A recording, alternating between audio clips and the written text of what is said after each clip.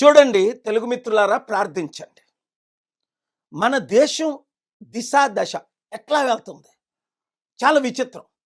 Tamil Nadu governor విజయ్ని మరలా పిలకపోవడానికి షాకింగ్గా లేదా మీకు? 2014లో మహారాష్ట్ర గవర్నర్ ఫెర్నమెంట్ గవర్నమెంట్ని పిలిచాడు కదా, అప్పుడు ఎన్ని సీట్లు తక్కువ ఉంటే 10-15. అలాగే 2018లో యడియూరప్ప గవర్నర్ 10 సీట్లు తక్కువ ఉంటే పిల్లదా? విజయ్ ఓన్లీ 2 తక్కువ. అలాగే ప్రెసిడెంట్ ఆఫ్ ఇండియా వాజ్పేయి గవర్నమెంట్లో దాదాపు 100 సీట్లు తక్కువ ఉన్నాయి, ఇంకెక్కువ. అయినప్పటికీ వాజ్పేయి గవర్నమెంట్కి ఆపర్చునిటీ ఇచ్చారు. ఆయన 2 వారాలు ప్రైమ్ మినిస్టర్గా ఉండి తర్వాత రాజీనామా చేశారు.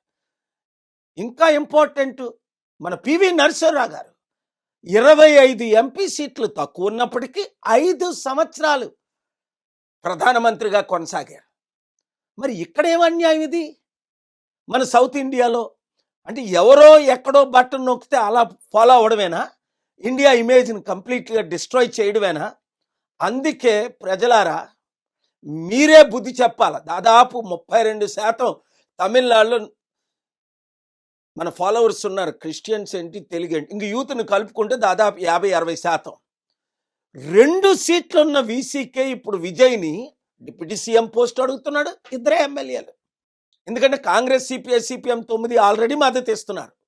మరలా 1 ఎమ్మెల్యే సీట్ కావాలట. ఏంటి డిమాండ్లు? అంటే ఎంత అవినీత! 234లో 2 సీట్లున్నోడు ఇన్ని డిమాండ్లు చేస్తున్నాడు. కనుక ప్రజలు ఏం చెయ్యాలి? ఏకకంఠంతో ఇప్పుడు వరకు ఓట్లు వేయని వాళ్ళందరూ మళ్ళీ ఓట్లు వేస్తారు. ఎందుకంటే విజయ్ని గవర్నమెంట్ ఫార్మ్ చేసినప్పటికీ స్మూత్గా నడపనివ్వరు. గుర్తుంది కదా, ఎన్ని మన చరిత్రలో మనం అన్నీ చూస్తున్నాం కదా. కనుక మ్యాండేట్ ఇచ్చినప్పుడు ప్రజలకు కూడా క్లియర్ మ్యాండేట్ ఇస్తే పీస్ఫుల్ గవర్నమెంట్. అదే నా మద్దతు విజయ్కి.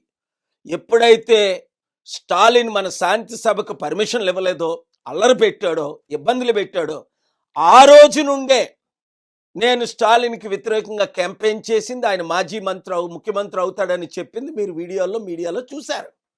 శాంతికి విరోధంగా ఉన్న వారిని ఎవరినైనా సరే మనం చిత్తుగా ఓడించాలి. అభివృద్ధికి విరోధంగా ఉన్నవారిని రండి అందరం కలిపి విజయ్కి సపోర్ట్ చేద్దాం. అవసరం అయితే ఒక 3 నెలలో 6 నెలల తర్వాత ఆయనకి ఎక్కువ ఇబ్బంది పెడితే మరల జనరల్ ఎలక్షన్కి వెళ్దాం.